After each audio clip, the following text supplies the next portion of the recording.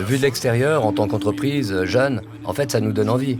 Dans le sens où ils font des belles promotions, il y a des beaux chantiers, il y a des belles références derrière, avec des bureaux d'architectes reconnus et des maîtres d'ouvrage avec lesquels on a envie de travailler, hormis ces grosses promotions.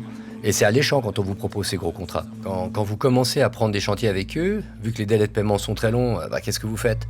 Vous allez vers votre banque ou vers un prêteur d'argent qui vous avance de l'argent pour les mauvais payeurs. Et c'est là que commencent les dégâts pour votre société. Donc en fait, votre marge est grillée par les taux d'intérêt auxquels votre banque vous prête l'argent. J'avais jamais eu de soucis avant de les connaître.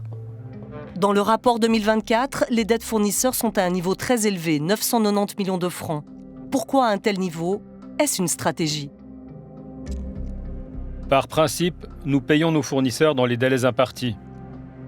Les dettes résultant de prestations ont été légèrement plus élevées en 2024 que l'année précédente. Il y a toujours des fluctuations à la date de clôture du bilan en fonction du portefeuille de projets en cours.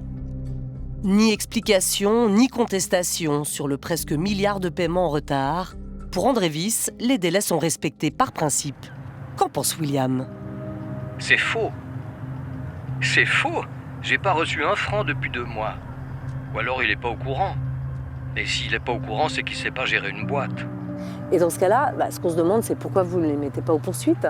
Le risque, c'est qu'il vous redonne pas d'autres chantiers. Ça peut se savoir aussi dans le marché. C'est-à-dire que les concurrents à Implenia vont se dire « tel et tel client les a mis aux poursuites, il faut pas travailler avec eux parce qu'ils les mettent aux poursuites. » Vous voyez, c'est aussi une question d'image. On travaille justement avec ces grosses entreprises pour être certain d'être payés.